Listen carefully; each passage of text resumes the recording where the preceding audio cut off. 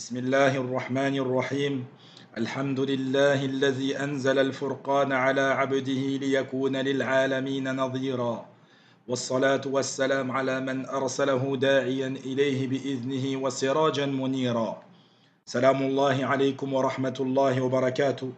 Nous sommes toujours dans l'explication de la Basmala et aujourd'hui nous allons voir certains mérites, certaines leçons que l'on tire de cette Basmala.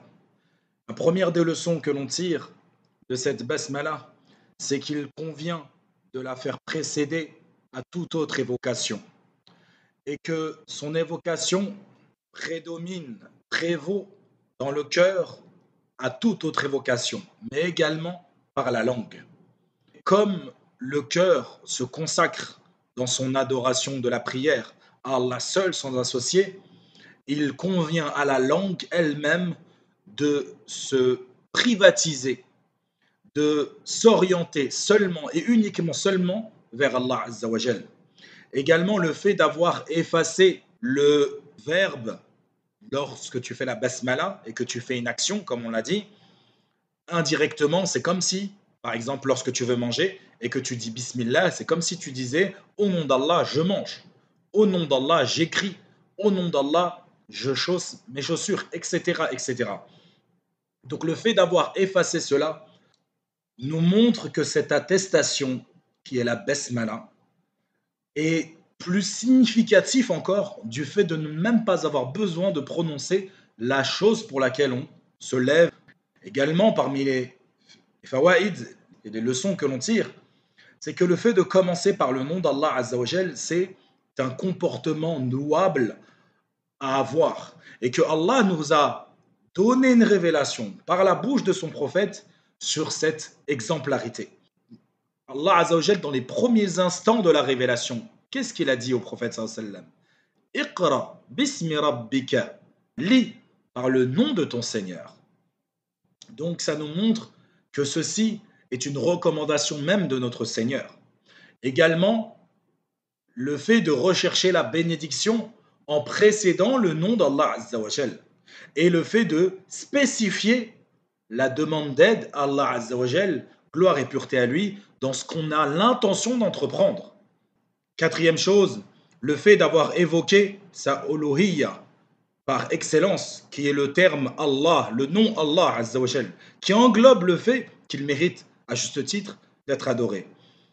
Le fait d'avoir montré cette uluhiyya, donc sa pleine puissance, sa pleine capacité à soumettre l'être humain, à soumettre, à assujettir la créature, et de la faire suivre par deux caractéristiques qui sont Ar-Rahman, Ar-Rahim, qui sont des synonymes. Donc à deux reprises, il évoque la Rahma. Ceci, comme les savants nous l'expliquent, nous indique que sa miséricorde est plus vaste et plus grande que l'assujettissement.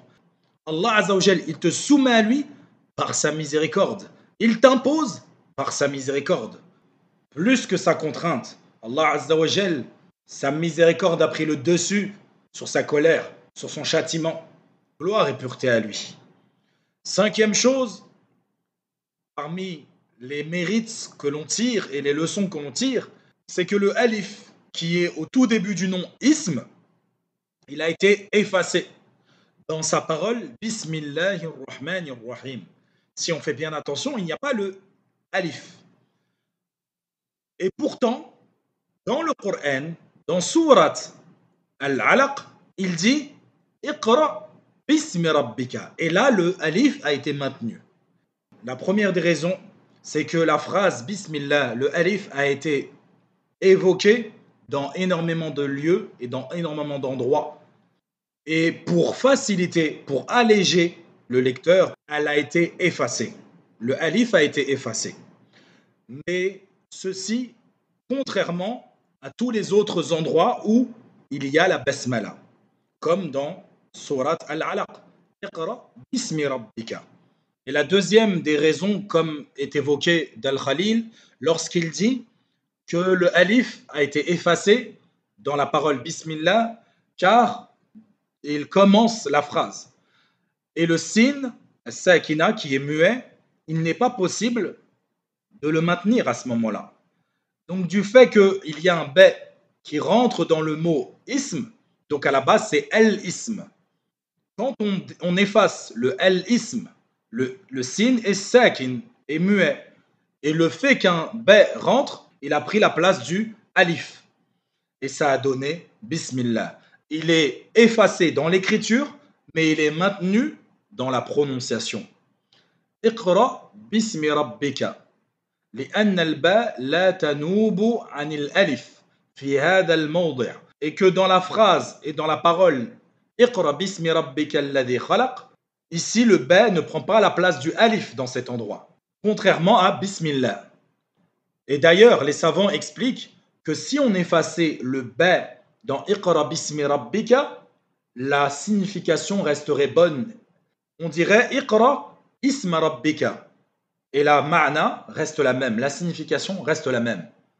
Alors que dans la basmala, si on efface le ba, la signification change totalement. Donc c'est là qui est la différence. فأكتفي بهذا القدر اليوم وصلى الله وسلم على نبينا محمد وعلى آله وصحبه أجمعين.